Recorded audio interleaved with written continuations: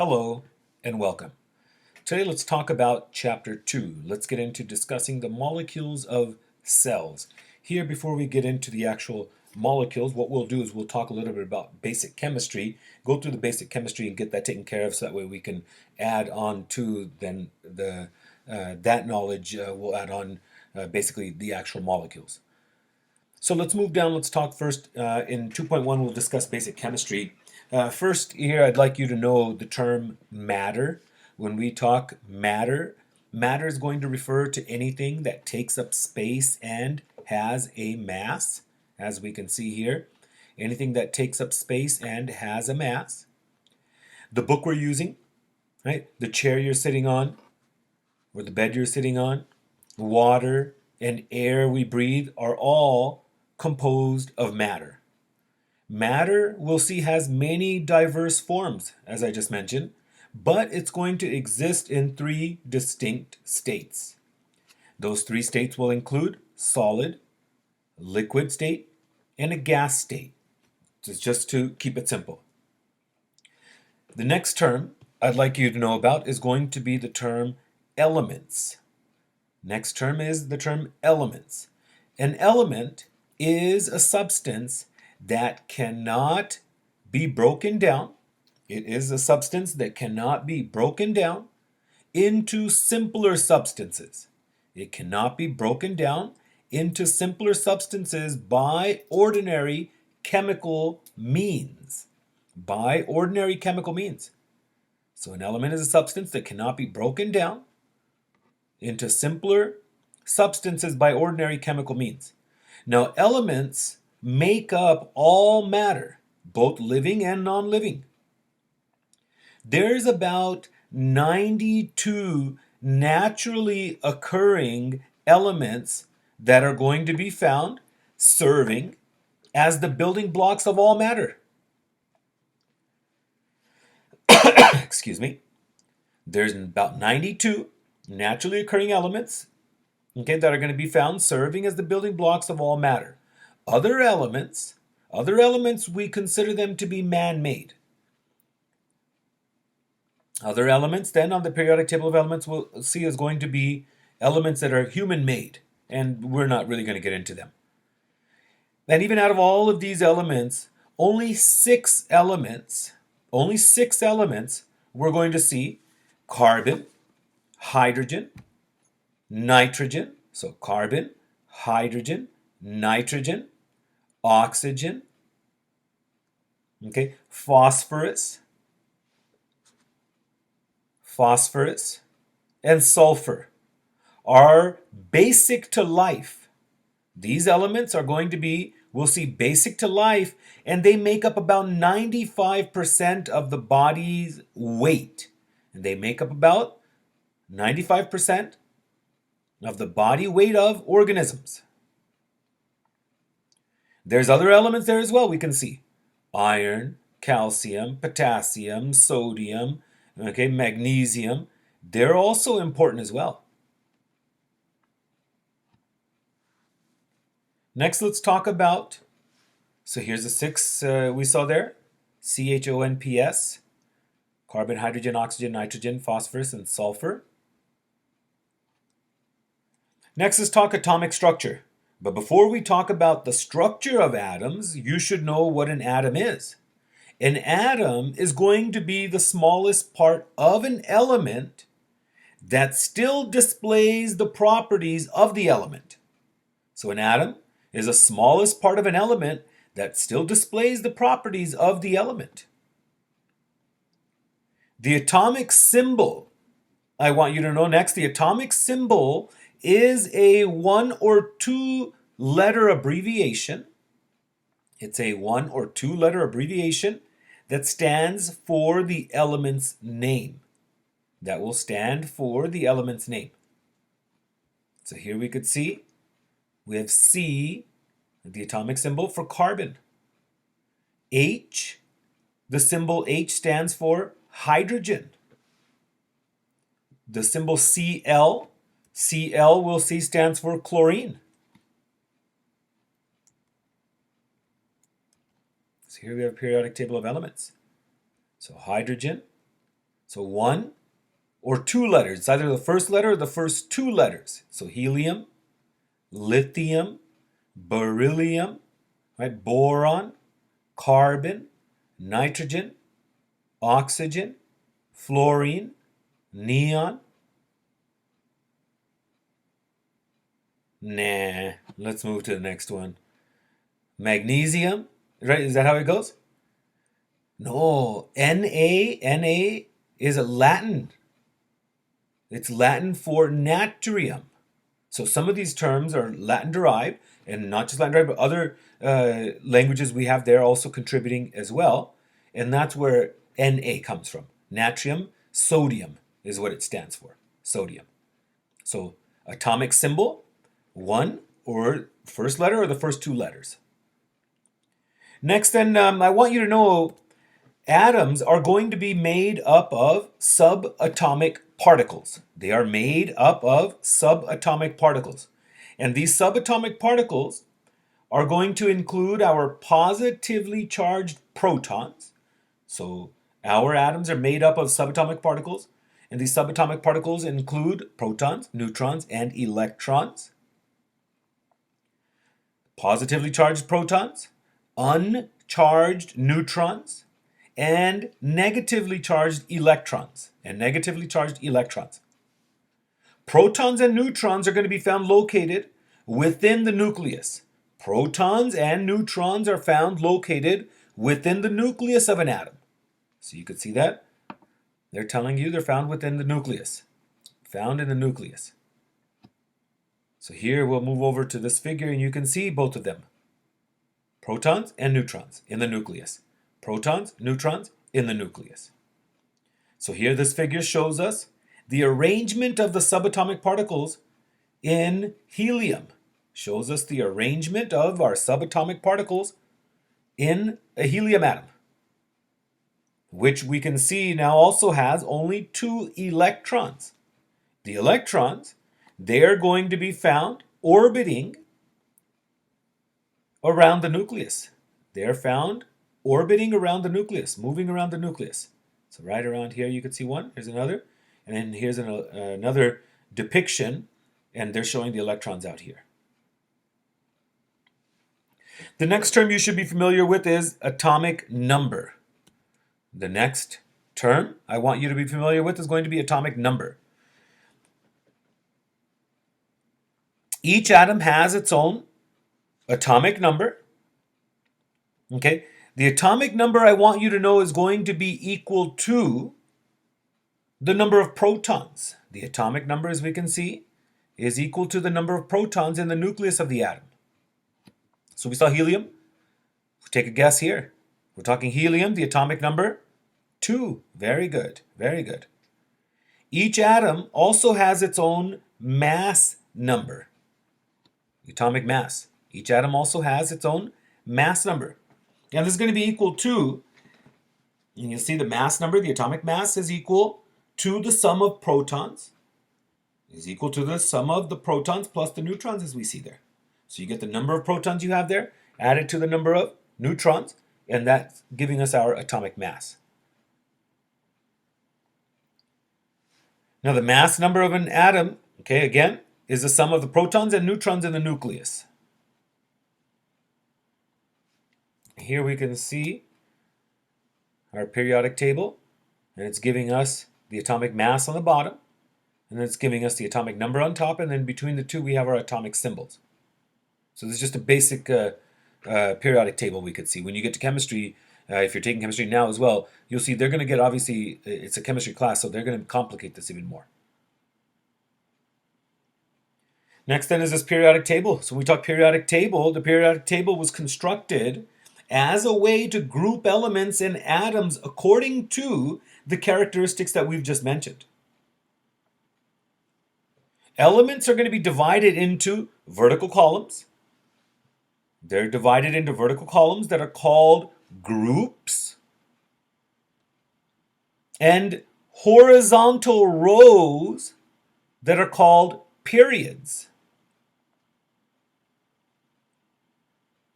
So when we talk periodic table of elements, it was constructed as a way to group elements and atoms according to the characteristics that we just went through. If you look at it, you can see it's arranged according to increasing atomic number. You see hydrogen has 1 atomic number, helium has 2, lithium 3, 4, 5, 6 as we continue forward. So the elements are divided into vertical columns that are called groups and horizontal rows called periods. And you'll discuss this then in further detail when you get to chemistry. Next, then, let's talk more about electrons. When we talk electrons, here's another periodic table depicting the same thing we've just gone through. So you can see here,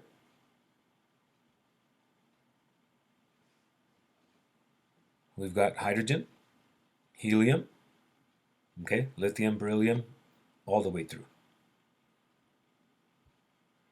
So we talk electrons. In an electrically neutral atoms, okay, in electrically neutral atoms, I want you to know that the positive charges of the protons in the nucleus are going to be balanced. They will be balanced by the negative charges of the electrons that are going to be found orbiting around the nucleus. That will be found orbiting around the nucleus. So again, in an electrically neutral atom, the positive charges equal the negative charges, basically. So the quantity of protons is going to be equal to the quantity of electrons. Now here we can see in this figure, the energy levels of the electrons, they're also known as the electron orbitals. The electron orbitals. Okay, here in this figure, the energy levels of these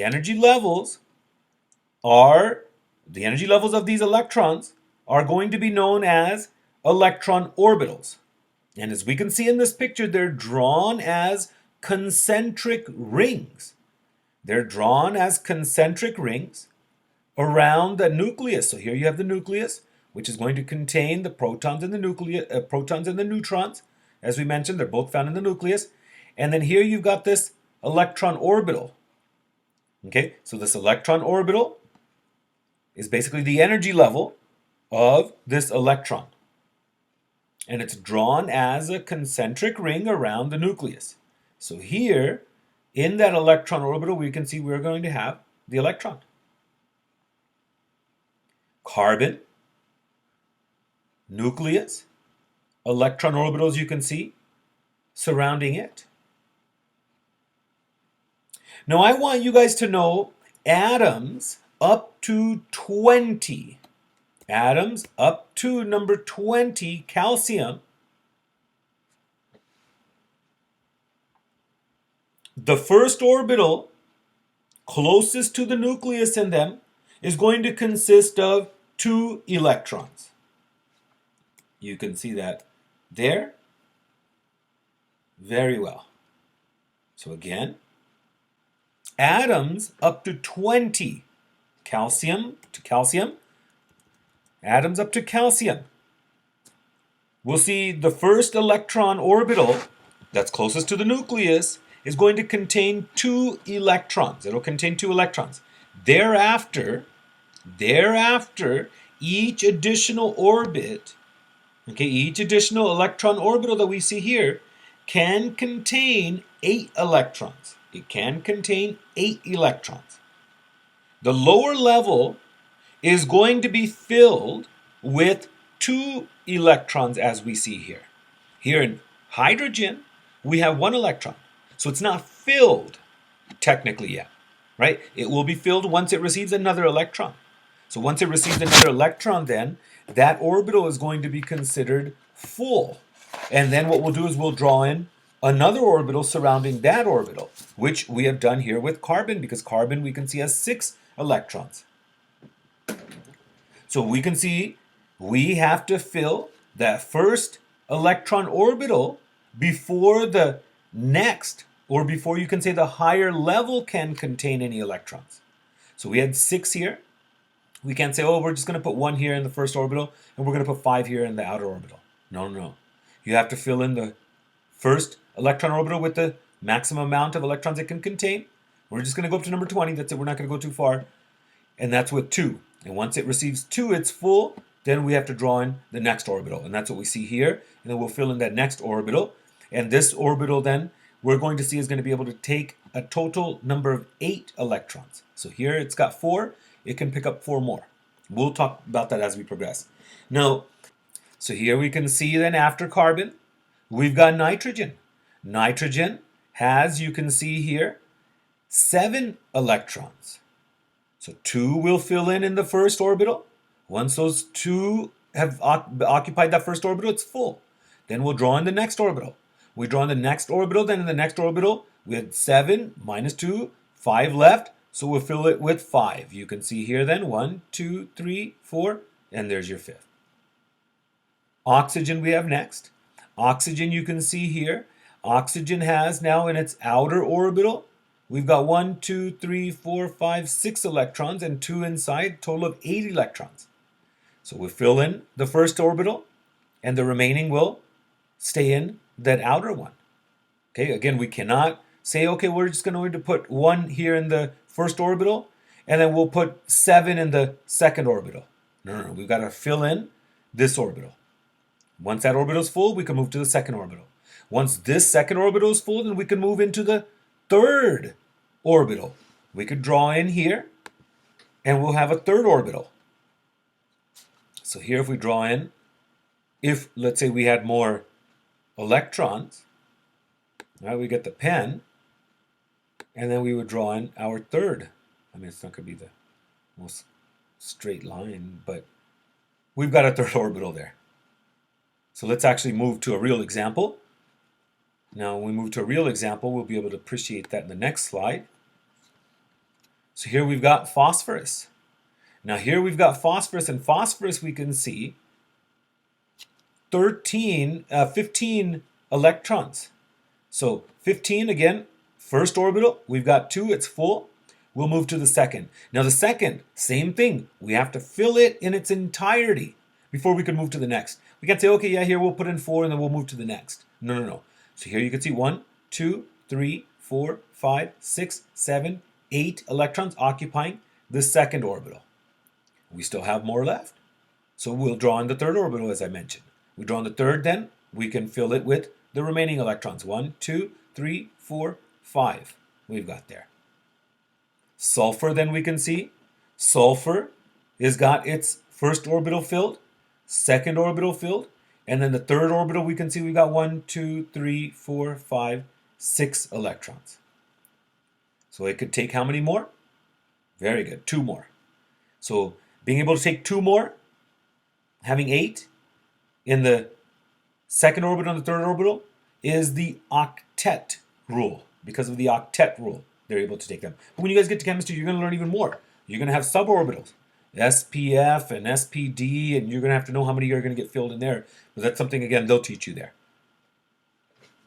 So next in here, if an atom has 1 orbital, okay, it's full when it has 2 electrons occupying it, we said. Otherwise, there you follow the octet rule. Otherwise, these orbitals follow the octet rule, as we saw in the outer 2 orbitals, where then they're going to be filled, and we consider them then stable when they have 8 electrons in their outer orbital. Same thing if it only had 1 electron, like let's say we're talking hydrogen. Hydrogen is going to be considered stable when it receives another electron. Then its outer shell is full. Okay, so carbon, it can receive 4 more electrons. Once it receives 4 more, then it's achieved stability. Nitrogen, 1, 2, 3, 4, 5, 3 more to achieve stability. Carbon, it's got 6, 2 more to achieve stability.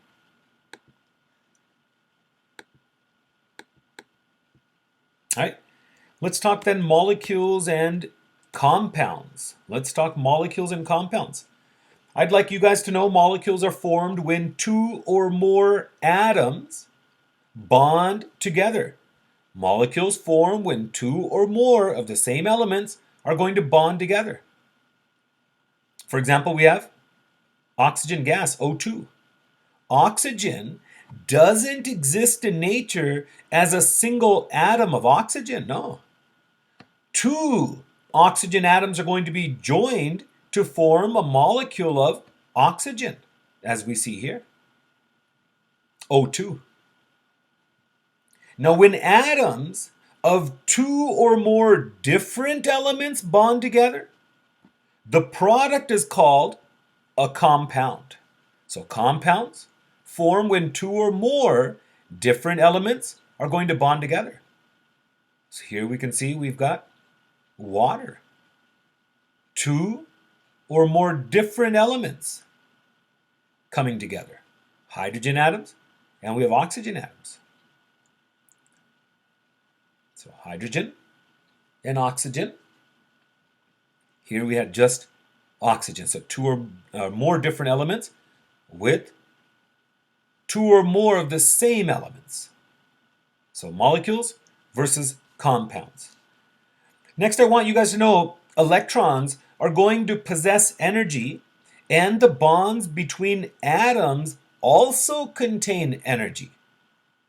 So when chemical reactions occur, energy may be given off or absorbed because of the energy that's present in the bonds.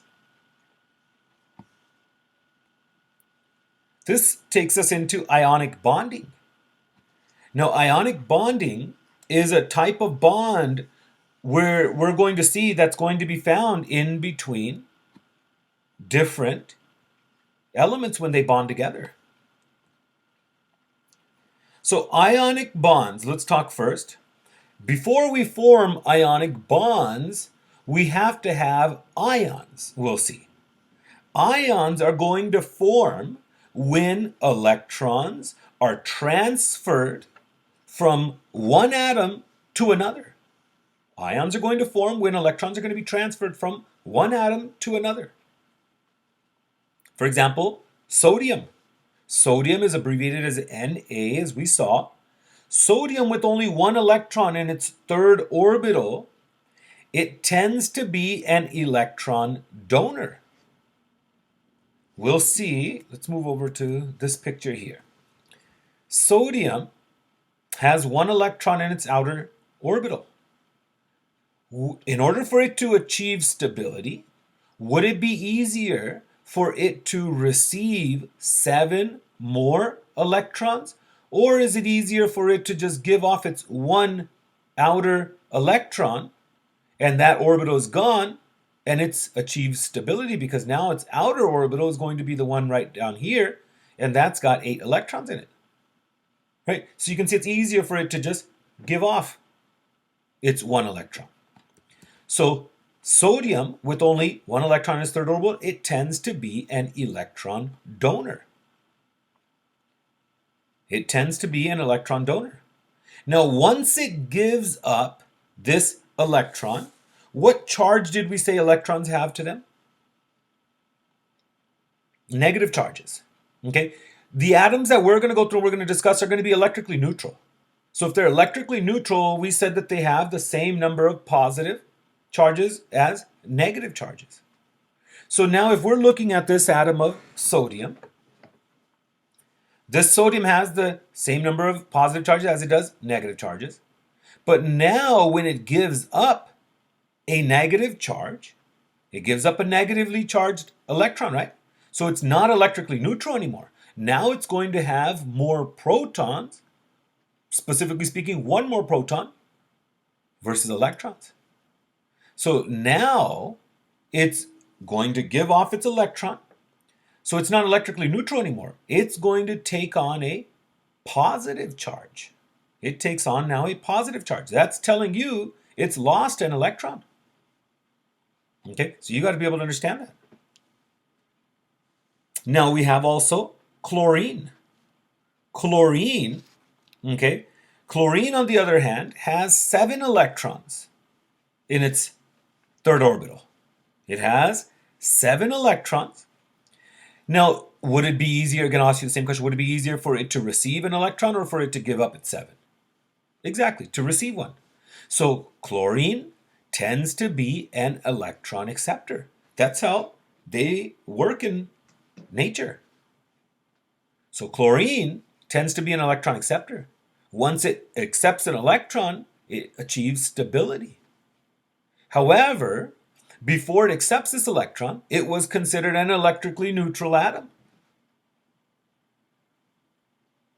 The quantity of positive charges the quantity of positive charges equal the quantity of negative charges.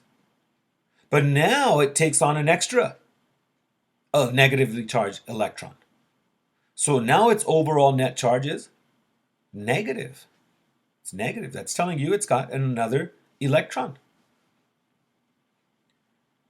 So chlorine's outer orbital has 7 electrons. So it requires 1 more electron to have a complete outer orbital or to achieve stability. And you can see it receives it then from sodium, which happens to be an electron donor. Now when a sodium atom and a chlorine atom come together, an electron is transferred from that sodium atom, as we can see, to the chlorine atom. Now both atoms have 8 electrons in their outer orbitals. This transfer leads to a charge imbalance. This transfer leads to the formation of ions.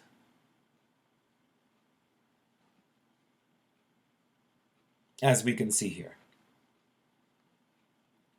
So the sodium atom has 1 more proton than it's got electrons now.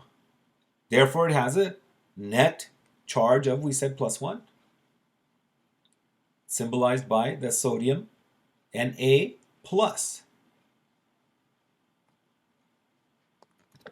The chlorine atom has 1 more electron than it does protons.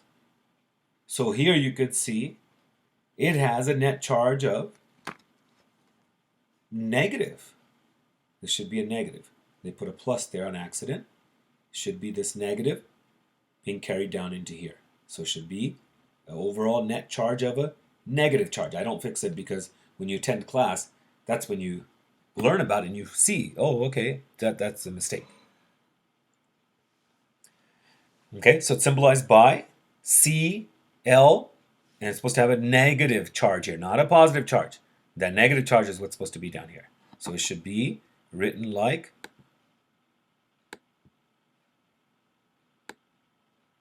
Cl negative. Okay, that is wrong. This is how it should be. All right, next then. So next then here, as we move through, okay, I want you to know also sodium is a metal, okay? Sodium is a metal, and chlorine is a poisonous gas. But now here, once they undergo this reaction, they come together and they form an ionic bond. That metal and poisonous gas become table salt. We, some of us more than others, consume this daily, right? And the doctor says, don't eat too much salt. It's not good for your blood pressure. Okay? So that's what we see here. So in ionic bonding, okay, we see we have charged particles formed. We refer to these charged particles as ions, There's other charged particles as well. You've probably seen K, the potassium with the positive charge, calcium, Ca with positive charge, magnesium, right? These are also electrolytes. They conduct electricity. And we drink them in Gatorade. Okay? So they're charged particles. Now in ionic bonding, you'll see that these compounds now are going to be held together. They're going to be held together by an attraction between the oppositely charged ions. All right, what do we say? Opposites attract. So that's exactly what we're seeing here.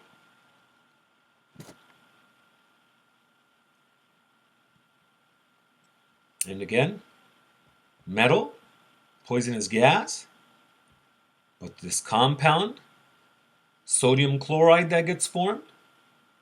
Right? Crystals is what it forms then.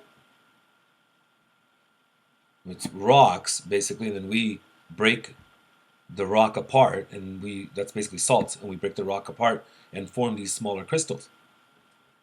Okay, that's not how salt is found like this. It's found as a big rock, and then we break that apart. That's how we get this. And then yummy French fries. Next, then let's talk about covalent bonding. Let's talk covalent bonds. Covalent bonding now. In covalent bonds, we'll see atoms are going to share electrons in such a way that each atom has a complete outer orbital. They're going to share electrons. That's the key word. Versus, we saw here, transfer of electrons, right? Ions form when electrons are transferred from one atom to another. Covalent bonding. Covalent bond results when atoms share electrons. Okay, keyword. So here atoms share electrons in such a way that each atom is going to have a complete outer orbital. Here, the atoms are going to share electrons with other atoms by overlapping orbitals. In a hydrogen atom, the outer orbital is complete when it contains 2 electrons, we said, right? Now, if hydrogen is around a strong electron acceptor, it gives up its electrons. It gives up its electrons to become a hydrogen ion. So here, let me see, okay, yeah, we have one. So hydrogen has 1 electron. This hydrogen has its 1 electron. Okay, so now if hydrogen is around a strong electron acceptor, it gives up its electron to become. So here it's sharing. Okay, here it's sharing. If hydrogen is around a strong electron acceptor, it gives up its electrons. And when it gives up its electrons, the hydrogen ion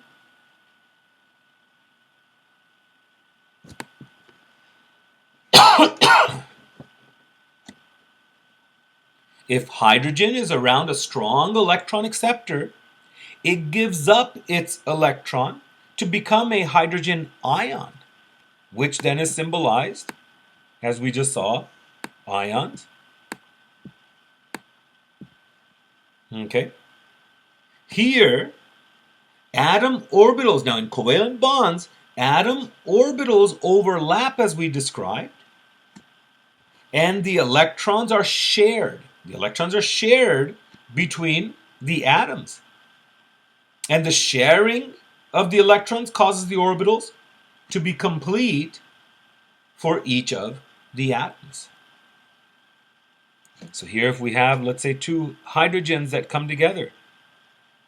We've already got the picture drawn for that. Here you can see then, those orbitals are overlapping. Now so here we could see 2 hydrogens. Now when they're sharing their electrons, these electrons, they're going to be radiating around this hydrogen, helping to fill its outer shell, and then they'll be radiating around this hydrogen, helping to fill its outer shell, and this is what they're going to be doing. So this is why we have a sharing of electrons occurring. A sharing of electrons. Okay, so filling each atom's orbital completely part-time as it's running around. Next then, I want you to know we can symbolize the bond by, we can see here, the structural formula as well, where you draw a hydrogen, dash, and then another hydrogen. And now we also have a way to write it as a molecular formula. Here in the molecular formula, we have H2, the line is omitted here. So the structural formula, the molecular formula, and then the electron model depicting to us basically what we see there.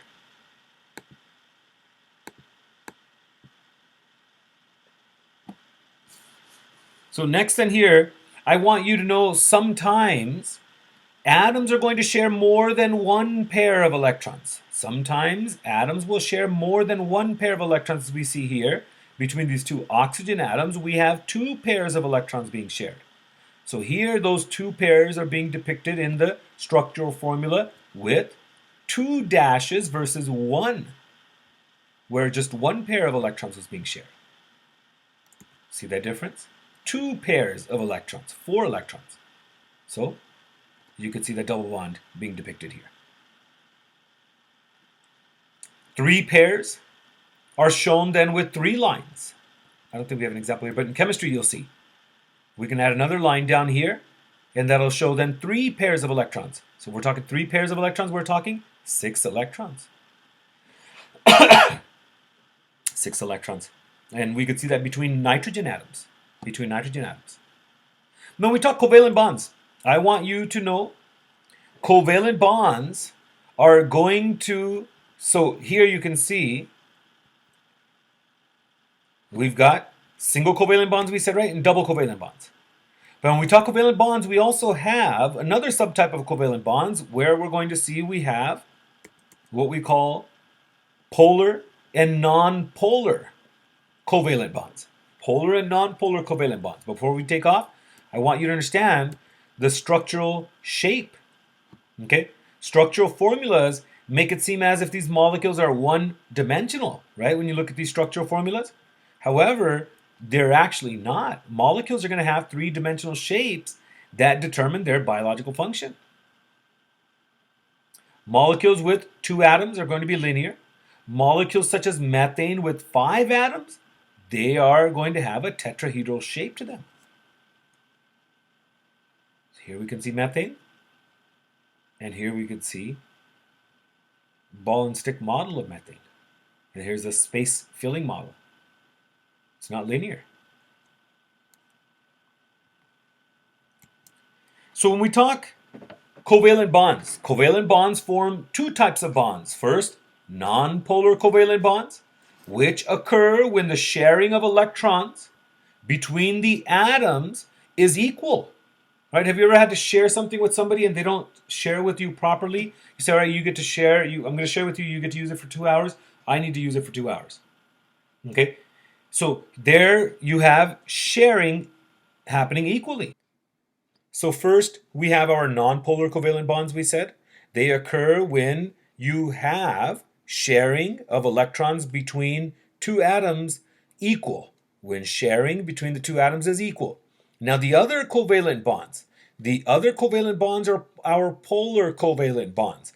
These polar covalent bonds, they do not have equal sharing. So here you'll see the sharing between the 2 atoms is unequal. So we describe these bonds as polar covalent bonds. Okay? Water, for example, in our water molecule you see here, we don't have equal sharing taking place. There's no equal sharing. The third type of bonds I would like you to know about are our hydrogen bonds. Now, hydrogen bonds, they're not as strong as our ionic or covalent bonds. And these bonds, the hydrogen bonds, are usually called attractions. And they're going to be found between covalently bonded compounds and molecules. They are found between covalently bonded compounds and molecules such as water and DNA.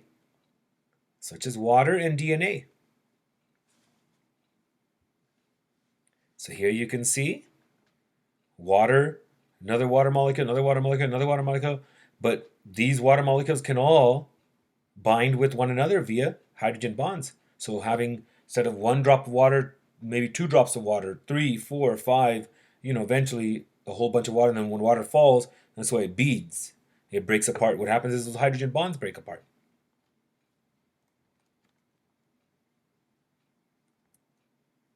Next, let's talk about acids and bases. So here, when we go through and we talk about acids and bases, I would like you to know that we are going to be using the pH scale, the potential hydrogen scale, the pH scale.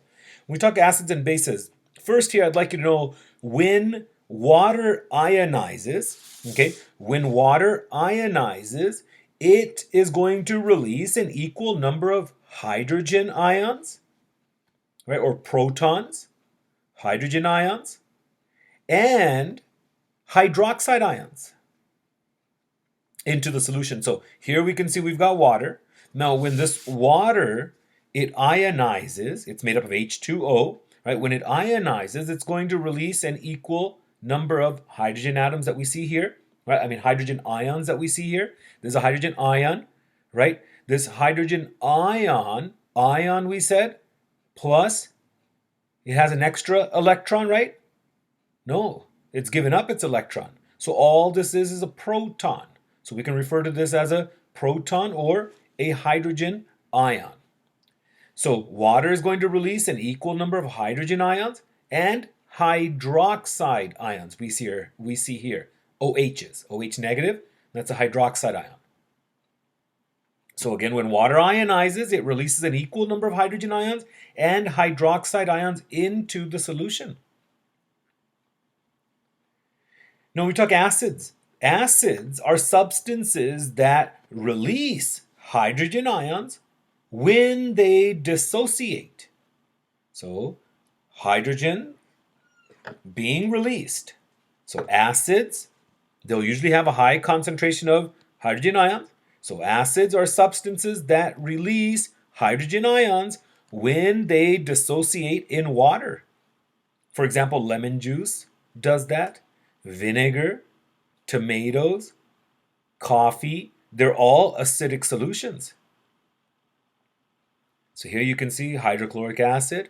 When hydrochloric acid now is going to dissociate, here you can see it releases hydrogen ions. So acids are substances that release hydrogen ions when they dissociate in water. Bases. When we talk bases, bases are low pH solutions or have a low concentration of hydrogen ions. So our bases are going to be substances that take up hydrogen ions. For example, we see here sodium hydroxide. So when sodium hydroxide is going to dissolve in water, here you can see it's going to release sodium and hydroxides. Bases are substances that dissociate in water, release hydroxide ions, or take up hydrogen ions. So here you can see again sodium hydroxide dissociated in water releases sodium hydroxide. Now this hydroxide we have here, OH, can bind with a hydrogen. When it binds with hydrogen, it's going to form H2O. So again, bases are substances that take up hydrogen ions. Baking soda, egg whites, oven cleaners, all examples of bases. We use the pH scale. Again, it stands for potential hydrogen. We use the pH scale to indicate the acidity or the basicity, the alkalinity, how alkaline it is or how acidic it is. So we use the pH scale to indicate the acidity or the basicity of a solution. The pH scale is going to range from 0 to 14. It ranges from 0 to 14. And if we have a pH of 7 is going to represent a neutral state. If we have a pH below 7, a pH below 7 is acidic. It's acidic. If we have a pH above 7, pH above 7 is alkaline.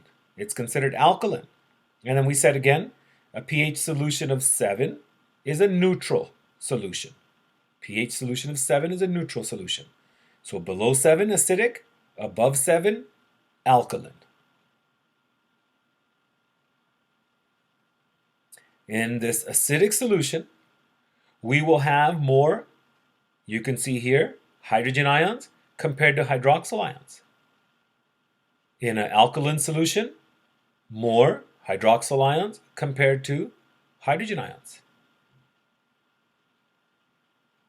And then here we can see in neutral, we have equal number of hydrogen ions to hydroxyl ions. Next then, let's move down.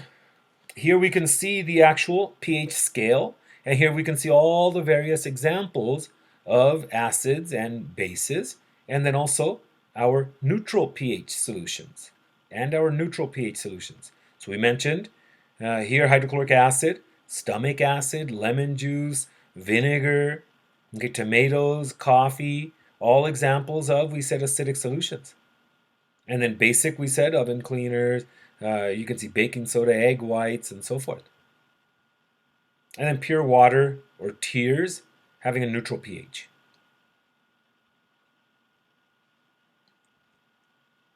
Let's talk then buffers. Now we talk buffers. A buffer is going to be a chemical or a combination of chemicals that's going to help keep our pH within normal limits. It will help keep our pH within normal limits. Inside the human body, we have a very important buffer system. You'll learn more about it when you get to physiology. Bicarbonate ions, and also carbonic acid, found in the body as blood buffers. They help keep our pH at 7.4. Like I said, you'll learn more about that when you get to physio. Let's move over to organic molecules. Now, inorganic molecules, first I want you to know they constitute or they make up living matter. But even so, inorganic molecules such as salts and water play important roles in living organisms. So very important. Now the molecules of life, however, are organic molecules. They are organic molecules. Organic molecules, you can distinguish them because they will always contain carbon and hydrogen. Carbon is usually the backbone. Carbon atoms contain 4 electrons in their outer orbital. So in order to achieve 8 electrons in its outer orbital, right, or stability, carbon has to share electrons. And it's going to share electrons with as many as 4 atoms. Carbon shares electrons with other carbon atoms also. And you can see here when carbon forms or shares electrons, when it forms bonds with other carbons, it's forming basically hydrocarbon chains. Many molecules of life are macromolecules.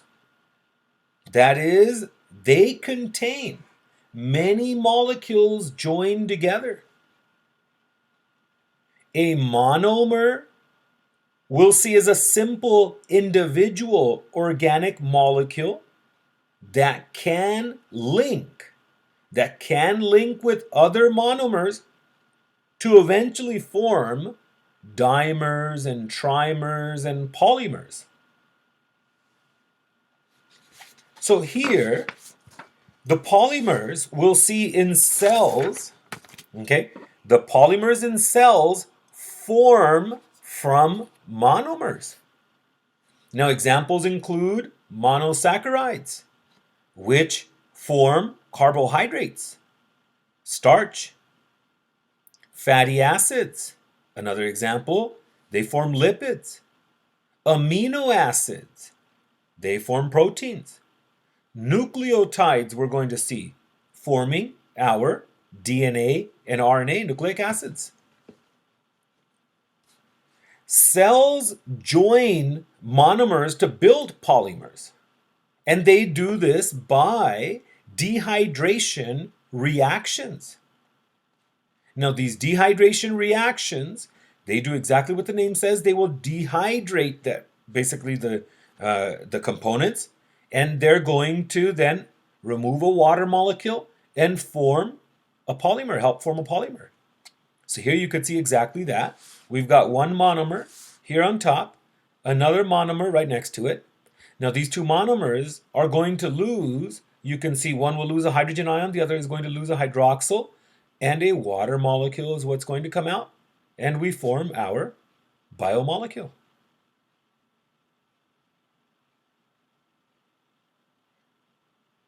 when we're breaking these things down, we're breaking down our biomolecules, our hydrolysis reaction is going to be responsible for doing that.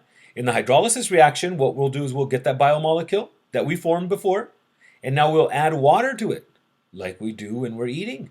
The digestive tract does, right? Pizza Hut puts all these things together, makes our biomolecules, and then we devour the biomolecule with something to drink, water-based, and that's going to help, you can see, break that biomolecule down into individual monomers, getting them ready for then absorption. And you don't just absorb that pizza slice. You don't have a slice of pizza just floating around inside your bloodstream. No, it's the building blocks of it that are going to be floating around in your bloodstream. Now, to grade polymers, okay, so to grade polymers, use hydrolysis reactions. We can see there. Let's talk carbohydrates then. So organic molecules, monomers, polymers. Polymers that we're going to see, carbs, proteins, nucleic acids, and they're formed by these monomers, monosacs, amino acids, and nucleotides, as we mentioned. Okay, so they're two different reactions. Let's get into carbohydrates. First, I'd like you to know carbohydrates are going to function for quick fuel. They function for quick fuel and short-term energy storage in all organisms. They also play a role in woody plants. They're important in bacteria and also animals. Carbohydrate molecules are recognized by the presence of hydrogen, carbon, and we'll see an OH, a hydroxyl group, attached. Simple carbohydrates. Simple carbohydrates. Now, if the number of carbon atoms in a molecule is low, if the number of carbon atoms in a molecule is low, anywhere from 3 to 7, then the carbohydrate is a monosaccharide. Then it is a monosaccharide. Glucose is a hexose, 6-carbon sugar that's going to be found inside of our blood. Our bodies use glucose. Our bodies use glucose as an immediate source of energy. Other hexoses are fructose, which is found in fruits, and galactose, which is found in milk. These three hexoses all occur as ring structures, and they all have the molecular formula C6H12O6. Disaccharides. Disaccharides are formed when two monosaccharides are joined together via a dehydration reaction. Here in this figure, figure 2.15, this shows us how the disaccharide maltose forms. Maltose, you can see, is going to form when two glucose molecules bond together. So you've got two glucose molecules that undergo the dehydration reaction. So one loses the hydroxyl, the other loses the hydrogen ion, and then they give rise to maltose and water. So maltose forms when two glucose molecules are going to bond together. Now our digestive juices can break this bond. They can break this bond, and the result is then two glucose molecules. Two glucose molecules. Now when glucose and fructose join together, so when glucose and fructose join together, the disaccharide sucrose is going to be formed. Sucrose is going to be formed, we see here. Sucrose is used to sweeten food. We get it from plants like sugarcane and sugar beets. You may have also heard of lactose. Lactose is a disaccharide found in milk. Lactose is glucose combined with galactose. Glucose combined with galactose. Some people are lactose intolerant because they lack this enzyme called lactase, which breaks down lactose into glucose and galactose, as we described.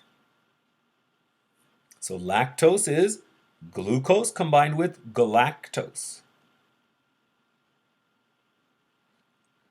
Polysaccharides then, let's talk.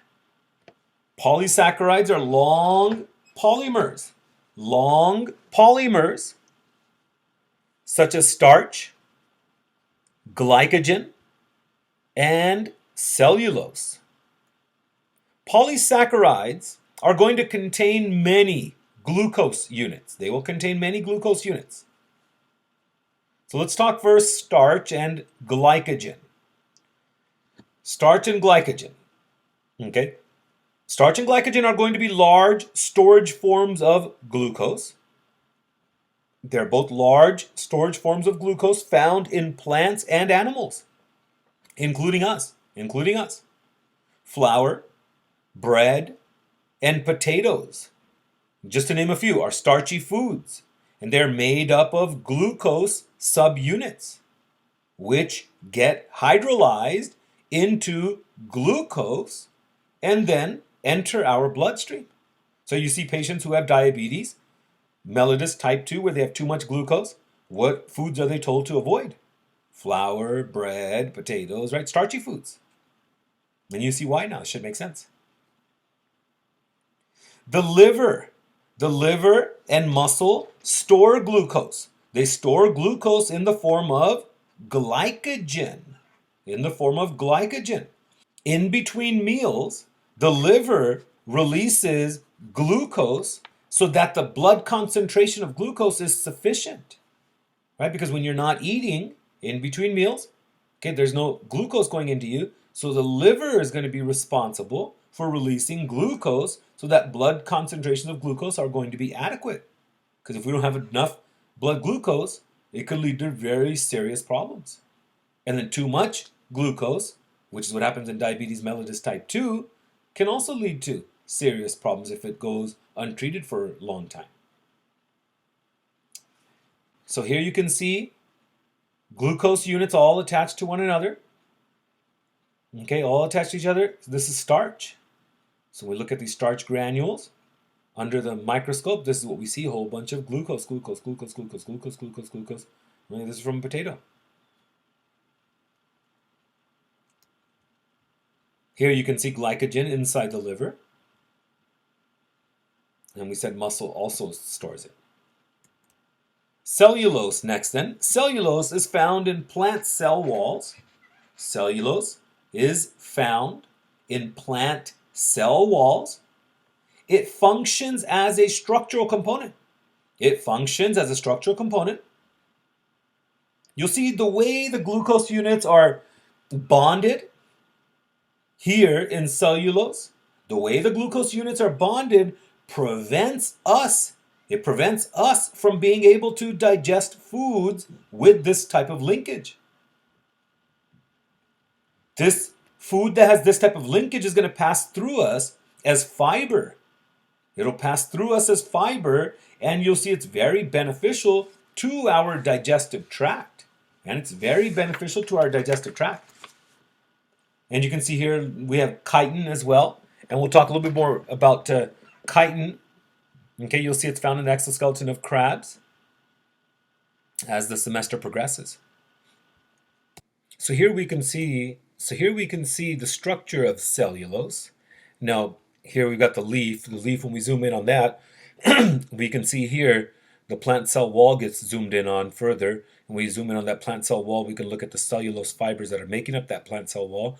When we look at these cellulose fibers, which are basically made up of myofibrils. Now, in greater detail, you can see these myofibrils are made up of glucose units. Whole bunch of glucose units, and these glucose units now are bonded in such a way you could see here that it makes it hard for our digestive tract to break these things down. So that's why you'll see anything with cellulose is going to pass right through us if we don't chew it properly, basically it's going to leave the way it came in. So corn, for example, peas, you could see there, if they're not properly chewed, then they'll be found in the toilet after they're looking like peas and having maintaining the shape and everything there like the corn would do as well. Again, because of the branching pattern, and we lack enzymes to break down cellulose. Next on, let's move to lipids. Let's talk lipids. Now, when we talk lipids, lipids are going to be diverse in structure.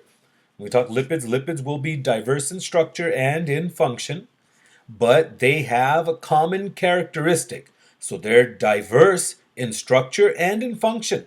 However, they have a common characteristic. They have a common characteristic, and this common characteristic is that they do not dissolve in water. They do not dissolve in water.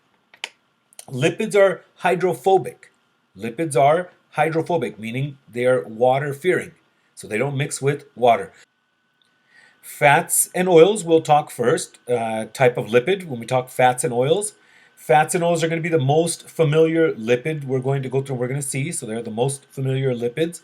Fats, they tend to be of animal origin. For example, we have lard and butter. They tend to be of animal origin. And they are a solid at room temperature.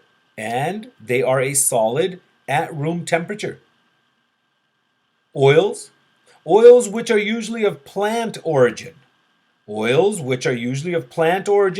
example, corn oil and soybean oil, they are a liquid at room temperature. They're usually found as a liquid at room temperature. Fat we'll see has several functions in the body. It is used for energy storage. It insulates against heat loss. And it cushions our major organs. Fats and oils are formed when one glycerol molecule reacts with 3 fatty acid molecules. And we'll go through and we'll check that out. So here we can see that. Before we take off from the screen, I want you to know, so we're talking about the first type, fats and oils. Okay? And they're used for energy storage. Next then we'll talk phospholipids, and then we'll jump into steroids. So lipids are diverse in structure and function. Okay, however, they have one common characteristic. They do not dissolve in water. We said they're hydrophobic. Okay, fats of animal origin usually. Solid. Fats usually of animal origin. They're solid at room temperature. They store energy.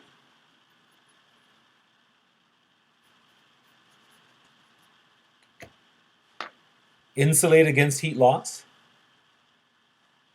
They form also protective cushions around our organs. Our eyes, for example, our kidneys. And then we talk oils. Oils are usually of plant origin, and they're going to be a liquid at room temperature. And they will be a liquid at room temperature.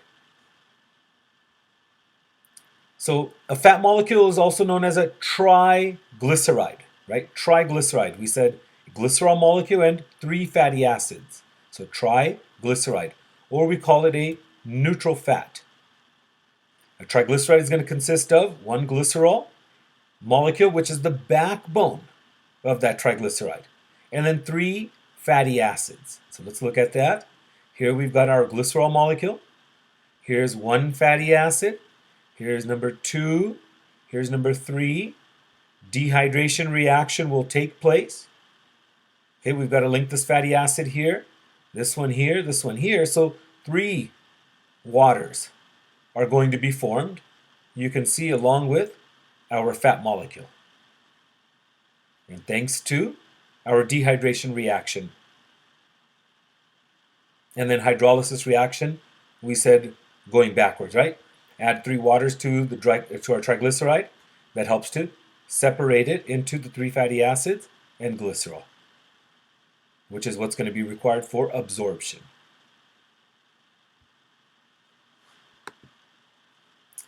Next in here, let's move through and let's talk So fat molecules are also referred to as triglyceride because of their three-part structure. Okay, triglyceride, or an E, they look like the letter E. Okay, or triglyceride because of their three-part structure. Since fats and oils are hydrophobic, we add emulsifiers. We add emulsifiers to allow them to mix with water. In the intestines, we emulsify fatty foods with bile, which is produced by the liver, and it gets stored inside the gallbladder. So individuals who have had their gallbladder removed may have trouble digesting fatty foods because the quantity of bile is going to be decreased compared to somebody who has the gallbladder, which is actually storing the bile. Now in this patient, the storage form we're going to see, so in these individuals, the storage form we'll see has been removed. So they may have then trouble digesting fatty foods. Fatty acids are hydrocarbon chains. They're hydrocarbon chains. And we'll see they can be either saturated or unsaturated. But before we jump there, so emulsification is the name of the process. And here what happens is fat droplets are able to then disperse in water. And emulsifiers are going to contain molecules with a polar and a nonpolar end. So when we talk our fatty acids, hydrocarbon chains, okay? And we can have then saturated or unsaturated fatty acid chains. And when we talk saturated fatty acid chains, our saturated fatty acids, they have no double bonds between the carbon atoms. They have no double bonds between the carbon atoms. They have no double bonds between the carbon atoms. Oh, here we have a double bond. So that's one example. So saturated have no double bonds. Unsaturated have one or more. So this fatty acid chain versus this one, different. Okay? Saturated, unsaturated. So again, saturated have no double bonds.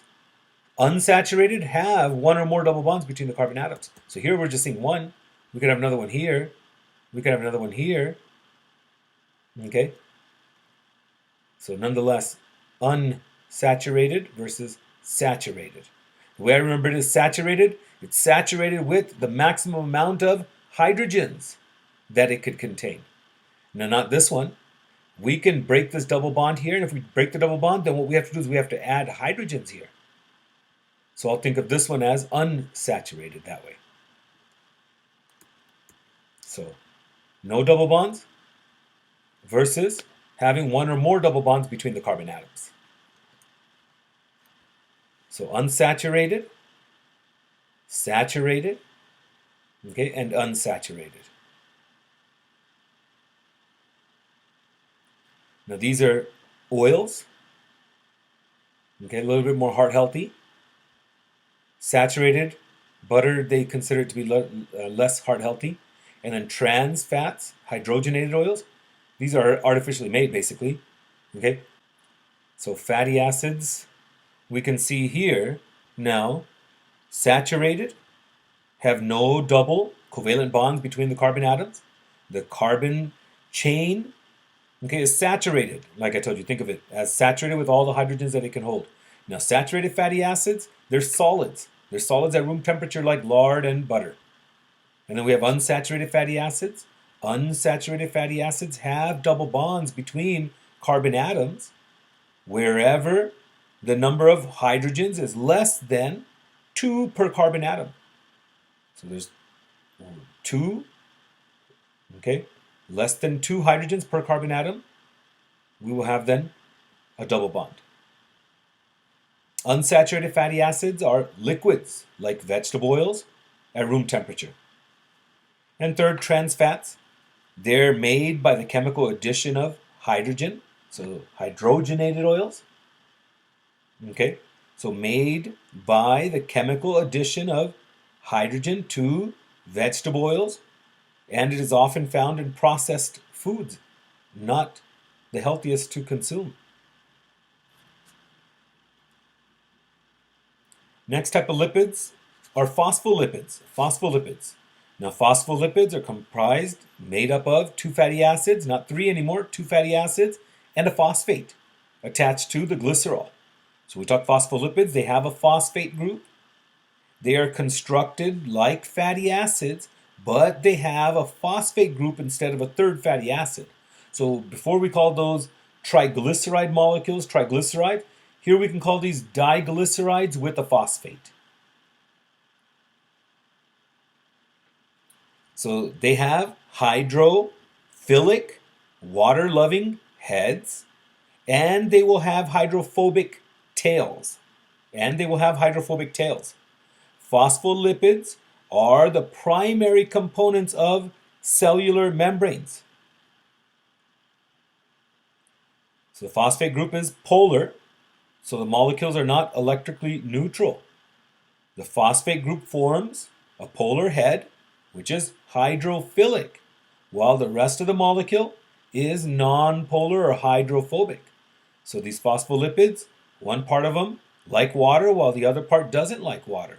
Since they have this characteristic of one part likes water and one part doesn't like water, they're the primary components of our cell membranes. We're going to see that they're going to form a bilayer in which the hydrophilic heads are going to face outward towards the watery solutions, and the tails are going to form hydrophobic interiors. Okay, and then the second layer, the heads are going to be facing the inside. Again, the watery environment.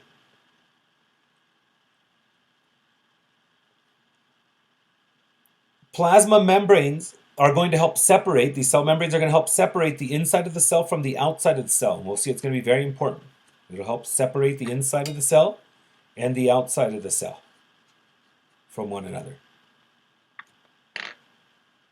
Third class are then our steroids we'll talk about and we'll check out. So here you can see a beautiful phospholipid. So instead of two fatty acid chains, instead of three fatty acid chains, we've got two fatty acid chains. And then here you can see a phosphate attached to the third carbon. So one fatty acid chain, another fatty acid chain. And here we've got a phosphate. And this is what they look like. So here's the hydrophilic part that likes the water. So inside has water, it likes it, it can mix with it. But then here you can see the tails don't. And same thing with the second row. They'll be found as a bilayer, two layers. Steroids then. We said steroids. We talk steroids now. We'll see steroids.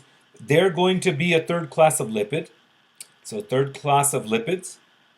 Now we talk steroids. They have a backbone of 4 fused carbon rings. Examples of steroids are going to include cholesterol, testosterone, and also estrogen. Cholesterol is a steroid formed by the body.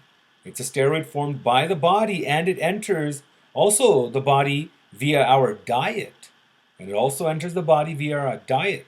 So that's what we tend to tell our patients to, keep keep a low cholesterol diet. Don't consume high cholesterol. It's not good for the blood vessels. But however, we need to have a little bit of it.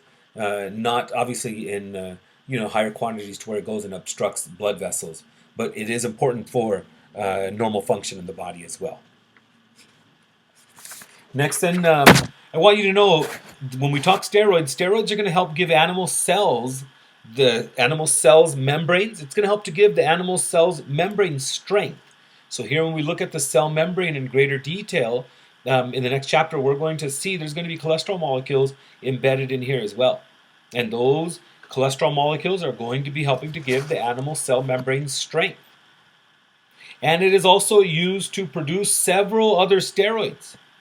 Also, it's used to make bile salts.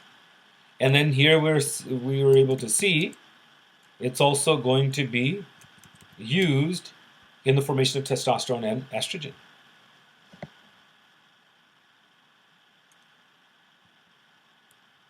Let's move to proteins.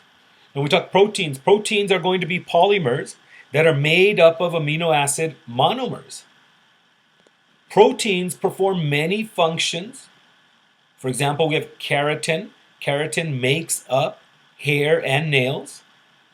Collagen we have. Collagen is a structural protein and it lends support to ligaments, tendons, and even our skin. Now, some proteins are going to function as enzymes. Some proteins are going to function as enzymes. What do enzymes do? Enzymes, they help to speed up reactions. We mentioned an enzyme that's very important, lactase. Lactase helps to break down lactose. Without lactase, patients have really, really crazy side effects, basically, of drinking something that has lactose inside of it. So lactase is the enzyme, and what does lactase do? It helps to speed up the reaction of the breakdown of lactose. But if you don't have the lactase, then you can't break down that lactose. So those patients, what do? We tell them either to avoid anything with lactose or take enzymes, if they are going to eat anything with lactose. So enzymes, they speed up reactions. A reaction that would normally take several hours to days without enzymes takes a fraction of a second if enzymes are present. Many hormones also are proteins. Many hormones are proteins. The proteins actin and myosin. Actin and myosin, they're going to allow our muscles to contract. They will allow our muscles to contract. Hemoglobin, another important protein. Hemoglobin, another important protein.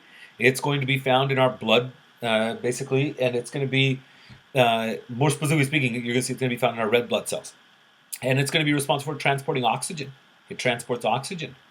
Proteins are going to be found in the plasma membrane.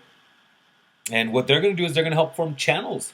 They're going to help form channels that are going to allow certain things to cross that plasma membrane and allow it to move into or allow it to move out of the cell. Other proteins there are going to act as carriers, and they'll also be involved with transport. So here we could see, if we get two amino acids, and we put them together, again, thanks to the dehydration reaction, okay, we're going to form peptide bonds. Peptide bonds then. Now when we talk proteins are polymers composed of amino acid monomers. Now our proteins are going to be made up of amino acids. Now our amino acids themselves are made up of an R group, and the R group is going to vary. And the R group, you'll see, is going to be attached to the carbon. Also attached to the carbon on one side is going to be the amino group. The amino group. And the other side, you can see, is going to be the acidic group. So you have an acidic group, an amino group, attached to a central carbon. Along with that is an R group attached to a central carbon. And this R group here is going to vary. Okay, it'll vary. Here we're seeing just a simple hydrogen. Here could be two hydrogens. It could be a sulfur, a hydrogen, and so forth, and what else? Okay? So let's talk peptides. Peptides are going to be chains of amino acids which are joined by peptide bonds. They're joined by peptide bonds.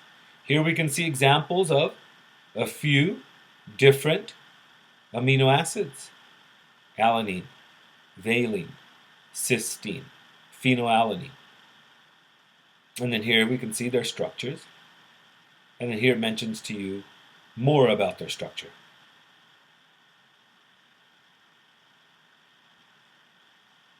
So here, thanks to the dehydration reaction, right, we're bringing these two amino acids together, forming then a dipeptide. Here's a peptide bond that gets formed.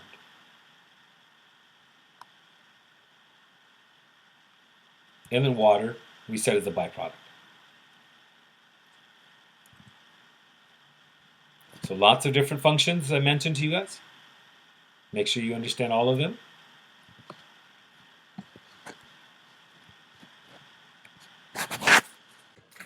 So we could move down to then the levels of protein organization, and we could look at the levels of hierarchy of protein structures. Next here then, when we go through and we look at the levels of protein organization, I'd like you to know proteins can have up to 4 levels of structural organization. First is a primary structure, which is just a linear structure. It's just a linear sequence of amino acids that are going to be joined by peptide bonds. We can see that right inside of here. Here is a primary structure. Next we have the secondary structure. The secondary structure, which is a coiled structure and can also resemble a spiral staircase, is one type, and we also have another type which is the beta-pleated sheets. They look like an accordion's bellows. So alpha helix or beta-pleated sheets. Now then the tertiary, okay, so tertiary then we'll see here is the final 3-dimensional shape. It's going to be maintained by various types of bonding between R groups. And here you can see when we talk secondary, it occurs when the protein takes on a certain orientation in space. So you can see those structures right inside of there. And then tertiary we could see right inside of here. So the final 3-dimensional shape. And here you can appreciate the alpha helix and the beta-pleated sheets all helping to construct that tertiary structure. And then again we got disulfide bonds, right? We mentioned here disulfide bonds.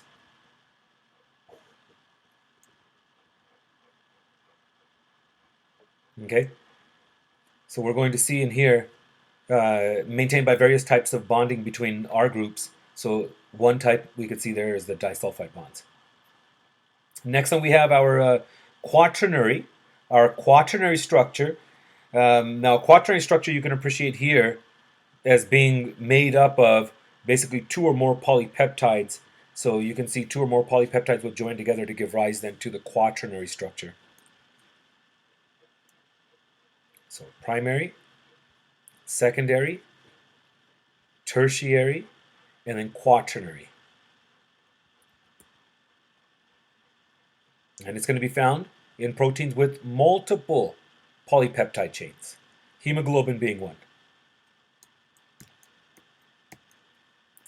Then I'd like you to know denaturing a protein is basically breaking it down. So when we go through and we talk denaturing a protein is going to be denatured when it loses its structure and function. So denaturing a protein is basically breaking it down and causing it to undergo irreversible shape changes. Causing it to undergo irreversible shape changes. And this can occur if the protein is exposed to extremes in heat and pH. So that can occur when proteins are exposed to extreme heat or extreme pH. There are 2 types of nucleic acids, DNA, deoxyribonucleic acid, and RNA, ribonucleic acid.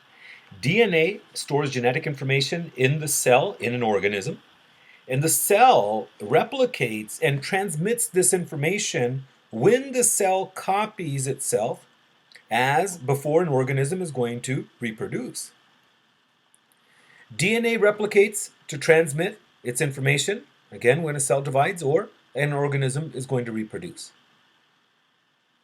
The structure of DNA and RNA is quite basic. We'll see both DNA and RNA are polymers. They are polymers of nucleotides. Each nucleotide is made up of 3 subunits. Each nucleotide is going to be made up of 3 subunits, and the 3 subunits will include a phosphate, a pentose sugar, which can be either ribose or deoxyribose, and third, then a nitrogen-containing base. A nitrogen-containing base. The nucleotides in DNA contain the sugar deoxyribose, and RNA contain the sugar ribose.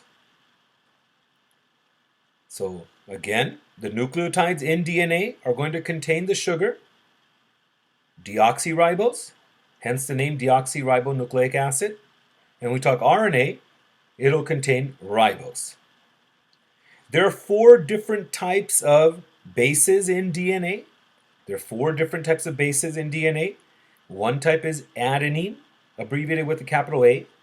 Second type is thymine, abbreviated with a capital T. Guanine, capital G. And cytosine with a capital C. The bases are going to have 2 rings to their structure. The bases are going to have 2 rings to their structure. Here you can see we've got 2 rings or 1 ring. 2 rings or 1 ring. 1 ring and 2 rings. So when we talk about the bases can have 2 rings. Which ones have 2 rings? Adenine and guanine. Or they can have 1 ring, like you see here with cytosine and thymine. In RNA, the base uracil, U-R-A-C-I-L, the base uracil replaces the base thymine. So there's no base thymine. There, in RNA, we have uracil. DNA is a double-stranded structure, as we can see here. It's a double-stranded structure with the 2 strands twisted to form a double helix. Now the 2 strands, they're held together. So you see all these bonds in here? They're held together by these hydrogen bonds we see here. The hydrogen bonds are found between the bases. RNA is single-stranded, just 1 strand. Here you see the 2 strands. RNA is just single-stranded. When we talk RNA, there's going to be several types of RNA molecules you'll have to learn about. One will be mRNA, messenger RNA, mRNA. And messenger RNA is responsible for carrying information. It carries genetic information from one place to another. We're also going to learn about tRNA. tRNA will carry, you'll see bases, it'll carry amino acid sequences from one place to another. And then third will be rRNA, ribosomal RNA. So here we could see adenine, thymine, guanine, and cytosine. Now when these bases bind, you just can't have any base bind with any one. Adenine is always going to pair with thymine. So in RNA, when thymine is no longer there, adenine is going to pair with uracil. Cytosine always pairs with guanine. And that's what you're seeing all through here. Also, you can see the quantity of hydrogen bonds. 2 bonds between adenine and thymines, and then 3 bonds between guanine and cytosines.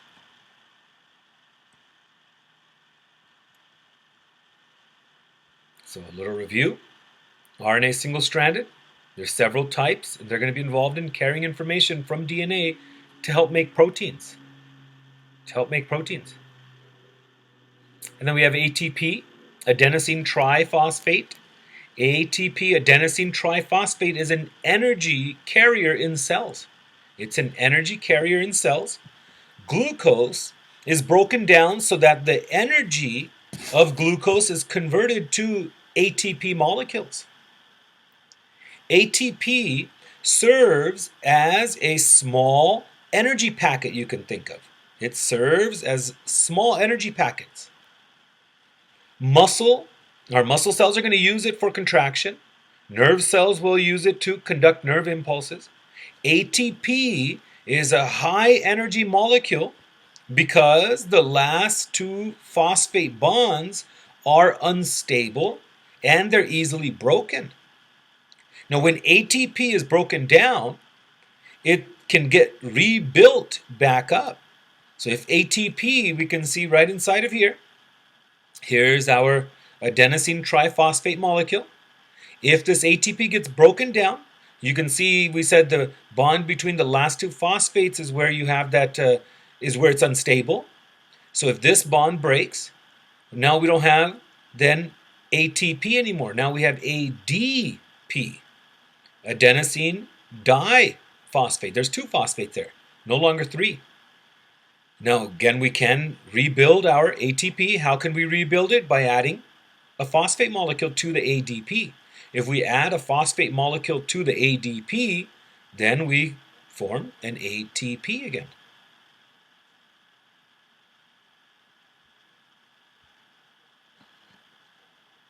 Thank you.